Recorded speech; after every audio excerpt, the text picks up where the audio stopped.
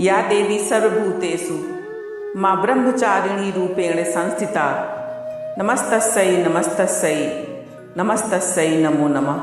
नवरात्र के दूसरे दिन माँ दुर्गा के द्वितीय स्वरूप माँ ब्रह्मचारिणी की पूजा अर्चना की जाती है। माँ ब्रह्मचारिणी दुष्टों को सन्मार्ग दिखाने वाली है। माता की भक्ति से व्यक्ति में तप की शक्ति, त्याग, सदाचार, संयम और वैराग्य जैसे गुणों की वृद्धि होती है। माता ब्रह्मचारिणी की पूजा करना बहुत सरल है और उससे भी सरल है उनको प्रसन्न करना। माता ब्रह्मचारिणी को सच्ची श्रद्धा के साथ अगर बुलाया जाए तो वह तुरंत आ जाती है। माँ दुर्गा का यह स्वरूप अनंत फल देने वाला है। माँ की पूजा करने से ज्ञान में वृद्धि होती है और सभी प्रकार की समस्याओं से मुक्ति मिलती है। माँ ब्रह्मचारिणी ने अपने तप के माध्यम से ही हजारों राक्षसों का अंत किया था। तप करने से इनको असीम शक्ति प्राप्त हुई थी। माँ अपने भक्तों पर हमेशा कृपा बनाए रखती हैं और आशीर्वाद देती हैं। माता के आशीर्वाद से हर कार्य पूरे हो जाते हैं और परिवार में सुख, शांति और समृद्धि का वास होता है। माता की शक्ति के प्रभाव से तन मन के सभी दोष दूर होते हैं और जीवन में उत्साह एवं उमंग के साथ साथ धैर्य व साहस का समावेश होता है। माँ ब्रह्मचारिणी देवी का स्वरूप पूर्ण ज्योतिर्मय एवं अत्यंत भव्य है। इनके दाहिने हाथ में जप की माला एवं बाएं हाथ में कमंडल रहता है। ये सदैव जप में लीन रहती हैं।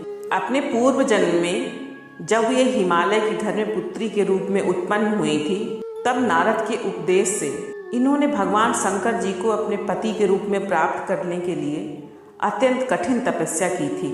इस दुष्कर तपस्या के कारण माता तपस्याचारिणी एवं ब्रह्मचारिणी के नाम से विख्यात हुई। 1000 वर्ष तक उन्होंने केवल फल फूल खाकर व्यतीत किए और 100 वर्षों तक केवल शाक पर निर्वाह किया था।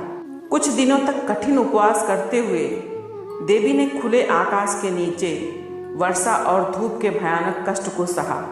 इस कठिन तपस्या के पश्चात 3000 वर्षों तक उठकर गिरे हुए बेलपत्रों को खाकर भगवान शिव की आराधना करती रही। इसके बाद इन्होंने सूखे बेलपत्रों को भी खाना छोड़ दिया और कई हजार वर्षों तक वे निर्जला और निराहार तपस्या करती रही।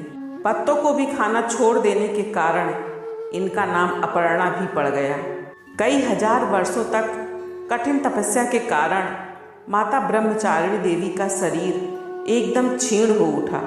उनकी यह दशा देखकर उनकी माता नैना अत्यंत दुखी हुई।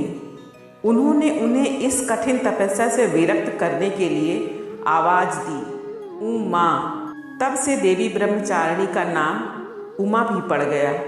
उनकी इस तपस्या से तीनों लोकों में हाहाकार मच गया। देवता, ऋषि, सिद्धगण, मुनि सभी देवी ब्रह्मचारिणी की इस तपस्या को अभूतपूर्व पुण्यकृत बताते हुए उनकी सराहना करने लगे।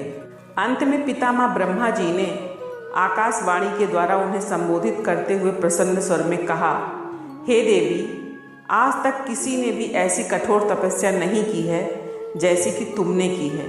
तुम्हारे इस अलौकिक कृत्य की चारों ओर सराहना हो रही है। तुम्हारी मनोकामना अवश्य पूर्ण होगी। भगवान चंद्रमौली शिव जी तुम्हें पति के रूप में अवश्य प्राप्त होंगे। अतः अब तुम तपस्या से विरक्त होकर घर लौट जाओ। शीघ्र ही तुम्हारे पति तुम्हें लेने आएंगे। इस प्रकार माता ब्रह्मचारिणी ने अपनी कठिन तपस्या के कारण भगवान शिव को अपने पति के रूप में प्राप्त किया। माता ब्रह्मचारिणी अपने भक्तों से सदैव स्नेह रखती हैं और उन पर अपनी कृपा बरसाए रहती हैं। माता की भक्ति करने से व्यक्ति को सुख और संतोष की प्राप्ति होती है, उसके ज्ञान में वृद्धि होती है। जय माँ ब्रह्मचारिणी।